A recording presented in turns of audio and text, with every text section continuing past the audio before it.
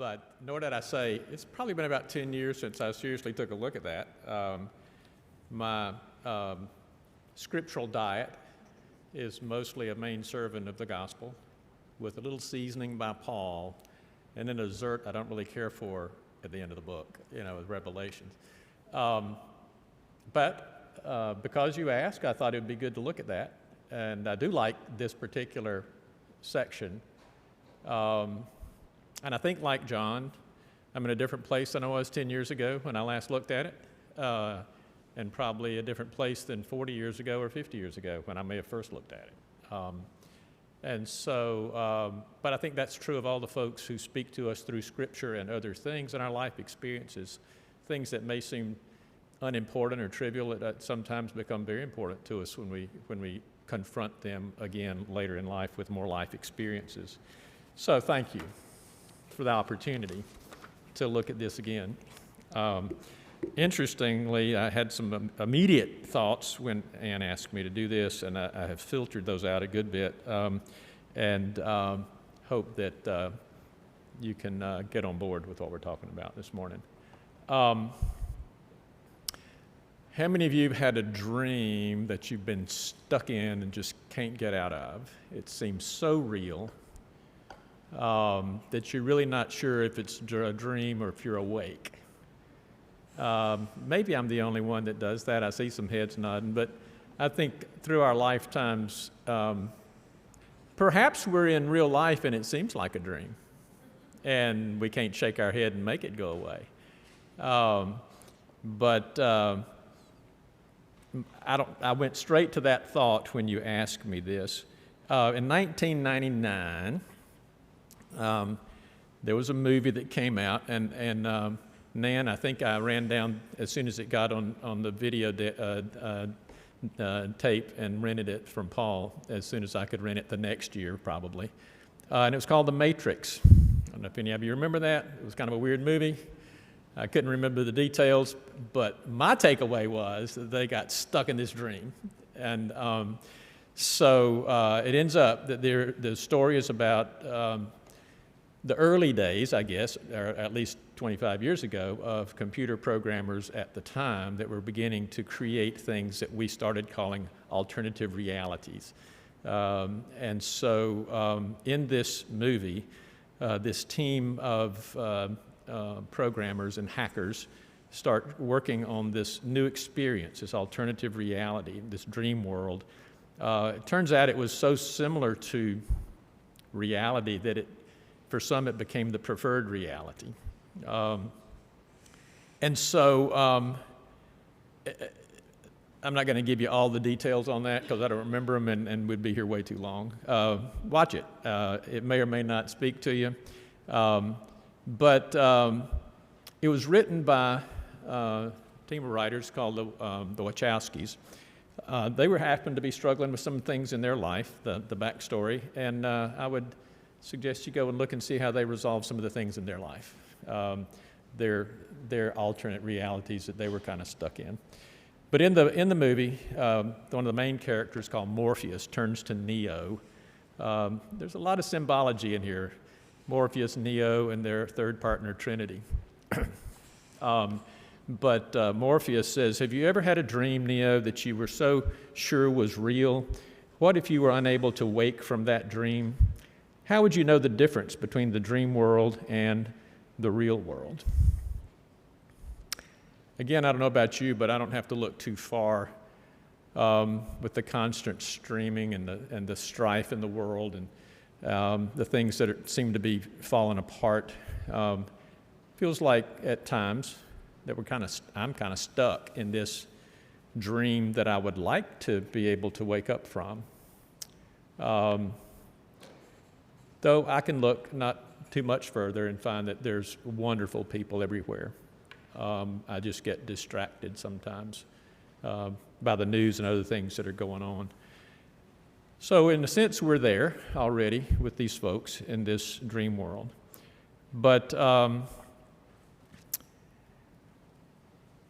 the consensus about this book, and you can at some point later on clarify if I'm wrong, that this was attributed to a fellow named John on the island of Patmos. That's what he says at the very beginning. Probably not John of the other Johns, the Gospel of John and the letters from John, the thought is. It's not a universal thought, but most folks think it's a different person. Probably written at the end of the first century, because it reflects a lot of the things in the political season at the time, what was going on in Rome, and where this person, John, was stuck in that reality. He was on a prison colony, the island of Patmos. There were several islands in the eastern part of the Aegean Sea, right offshore of what is present-day Turkey. And that's where they sent folks who were political challengers, people who didn't speak the language.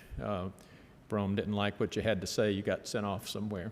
Or killed, but you got sent off. And so at the time, there was a fairly widespread persecution of some of the Christians in some of the Roman provinces, and that's who John, in his writings, was writing to. We had that conversation in Sunday school this morning. Who was intended to be the recipient of this letter, of this writings? And in this experience that John had while he was there, he had a series of visions or dreams, and in each of these, he attributed the source to be the Spirit of God, the Christ, that was speaking to him directly and instructing him to pass this information along, to write it down, record it, and share it. And so that's where we are with this part of the book of Revelations. This is in the 21st chapter, the first 5 verses. We don't have a pop-up, so I'll read it to you. Then I saw a new heaven and a new earth, for the first heaven and the first earth had passed away, and there was no longer any sea. I saw the holy city, the new Jerusalem, coming down out of heaven from God, prepared as a bride beautifully dressed for her husband. And I heard a loud voice from the throne saying, "Look, God's dwelling place is now among the people, and God will dwell with them, and they will be his people, and God himself will be with them, and they will be their and will be their God. He will wipe away every tear from their eyes. There will be no more death or mourning or crying or pain, for the old order of things has passed away." He who was seated at the throne said, "I am making everything new." Then he said, "Write this down, for these words are trustworthy and true." John was where he could hear and receive this, and I don't know what sense he made out of it, to be honest, and what he thought was going to happen out of that. But for a long time since then, folks have been waiting to see what might be the consequences of this and the truth from this vision. He's often been described as a mystic, which sounds kind of mysterious, you know. Paul, Jesus himself, John the Baptist, a lot of others described as mystics. Recently, in a conversation Lisa and I were in another book group talking about mysticism. It kind of demystified the term of mysticism. It's really the understanding that one comes to by experiencing God personally and internalizing it. Something that you can't say no to, you can't not internalize it and live by that experience. So it's experienced faith. It's experienced God. And so John very much fit that description with these writings of these visions that he had. And there are several of them throughout the book. And a lot of people have written about them. A lot of people are kind of waiting for these things to kind of come and be. And that's fine. But recently, Brian McLaurin wrote a book that seem to fit with some of this, and perhaps the reason why John was imprisoned, why Paul was imprisoned, why Jesus was arrested. You have these mystical people that see God in a way they can't not see God, and then they start talking about it and speaking truth to folks in power, the priests and the politicians and everybody else that are making the rules, and it becomes, for some reason, very threatening to folks. But it's a consistent thing. Brian McLaren wrote a book, startling title, Do I Stay Christian? A guide for the doubters, the disappointed, and the disillusioned. I've known plenty of those folks that have been disillusioned, disappointed. I don't know that they're disappointed with God. They may be disappointed with me and with us and with the body we call the church. I'm not talking about you guys. But I think the flavor of Kool-Aid that we're serving sometimes is not what some people feel is truth. And I would like to believe that what we do here is truth. That's our effort, certainly the Methodist tradition, and to understand Scripture, the Wesleyan quadrilateral, which he never did say anything about, but the method was, somebody can help me with this. I'm off script now. Prayer, Scripture, experience, and reason. So we experience God, the divine, the Spirit of Christ, in many, many ways at different points in our life. And so I think that's where John was when he was receiving this message. But McLaren points out in this book that the teachings of Jesus specifically, and later Paul, and then now John with these writings, or even before that, he got thrown in jail before he started talking about these crazy dreams. I mean, he was thrown in jail just for preaching the gospel. But that it really challenged the Empire of Rome by proclaiming somewhat of an alternative reality of God's plan. Whereas Rome's empire was violent, God's was nonviolent. When Rome's was domination, God's gospel realm was based on liberation and love. Where Rome's was preoccupied with money, God's was preoccupied with generosity. Where Rome's empire was fueled by the love of power, God's was fueled by the power of love. I think Bob Marley or Jimi Hendrix or somebody said that too at various times. Rome's empire depended on a pyramid of power and hierarchy with everything and everybody in its place, whereas God turned these pyramids upside down and gave the last, the least, and the lost the honored place at the table. So it's not surprising that the Roman Empire saw Jesus, and in this case John and earlier Paul, and their nonviolent movement as a threat. And yes, Brian McLaren did stay Christian. So what do we do with this?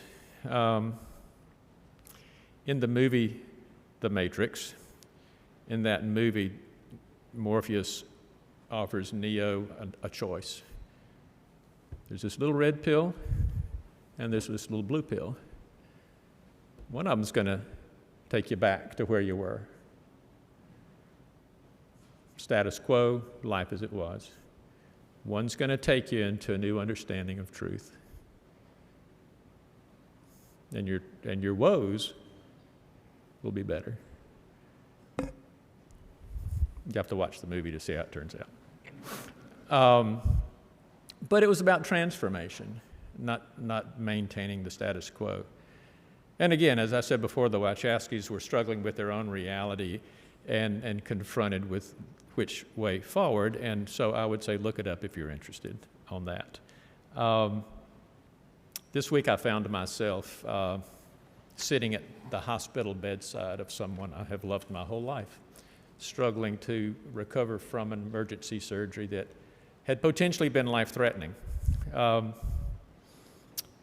last several years, they had experienced a progression of hardships from economic slowdown that impacted a lot of folks to illnesses that came at a bad time, cancer, and eventually the death of a spouse,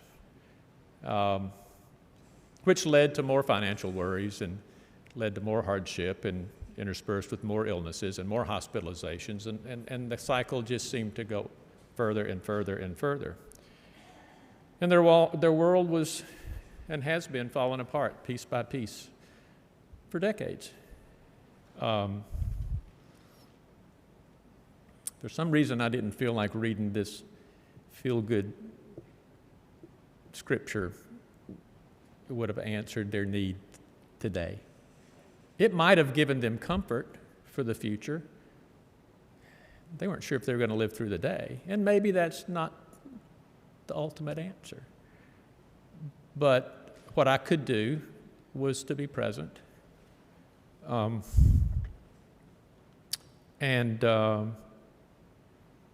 think when we are looking at what to do in this, what seems to be a mess of things at times, Ann already told us the answer. You've been telling us the answer since you got here.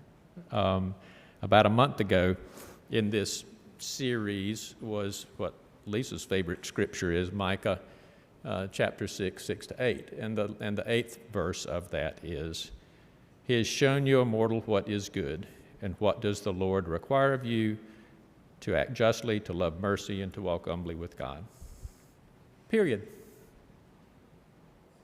Period. Okay? And in this mysterious and magnificent dream that John had, perhaps God was saying the same thing somehow. To seek the Spirit of Christ, to see the Spirit of Christ, and to be the Spirit of Christ. Period. Now that encompasses a lot of other decisions in what we do, but to truly internalize the nature of God throughout our life. I think that one of the terms that describes it best to me, Alan, is the Jewish term hesed, which has been translated poorly probably, but as best possible into English as a compound word, loving kindness. Loving kindness together, one thing. The hesed of God is said to be the truest nature of God. And when we confront that, and when we internalize that, it's life-changing. It is for all of us. Mother Teresa, late in her life, admitted that she had experienced doubt at many times in her life. And I think people were very aghast that Mother Teresa, of all people, would have doubt in her life. But I think what she doubted most was not necessarily God. Perhaps she understood that she came to an understanding that how she understood God was perhaps incomplete. And I think that's what Mother Teresa struggled with her own doubt about her understanding of the nature of God. But she never did stop doing what she was called to do. She said every time she looks in the face of one of the sick folks on the streets of Calcutta, she saw the face of God. She saw the face of Christ in those people that were dying. And she kept doing what she did, and she kept teaching that to other people all along the way. So for us, when do we see the face of God? Most clearly. When do we truly experience the Spirit of Christ? It's probably different in many ways at different times in our life. Perhaps in dreams, once at least, for me right here, in about 40-something years. It was an event. an airport at times, sitting in front of my fireplace in the morning early, waiting for the sun to come up. Holding a grandchild in a swing on the porch, looking into the face of God, I promise you. An embrace by folks who we love here and elsewhere. And it's different at different times. Certainly at births, always at deaths, the comings and the goings, the sunrises and the sunsets. So we can see and experience God any way that God reveals God's nature. I'm not going to quote you Sidney Lanier. I'm off script here too, but in the poem Marshes of Glen, he describes the care and love that he saw in the marsh hens that were taking care of their young in the salt marsh. Next time you go down to St. Simon's and you drive across the causeway, think of Sidney Lanier and the amazing love of God that he likened to a hen taking care of her young. So what do we do? What is our hope for the world? This was the topic that Nan gave me to talk about this morning. Is it a new heaven and a new earth? Or is it just a different heaven and a different earth? A very old heaven and earth that we're told about in the first chapter of Genesis, in the creation story, where everything that was created was good. Is it a story, the heaven and earth that Jesus talked about as always being here? I've come to understand Jesus really is inviting us back to the Garden of Eden, to resume our relationship with the way it should be.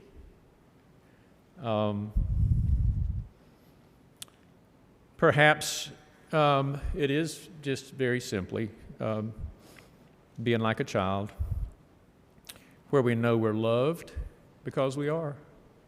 You know, we're fed, we're held, we're comforted, and we're never left alone. I see that in my youngest grandchildren. We just trust. And we each do our own part to bring hope to the world, however we can. So, as Ann would say, so church. Sorry, it became automatic. What is your hope for the world? And how will you be a part of it? Thank you.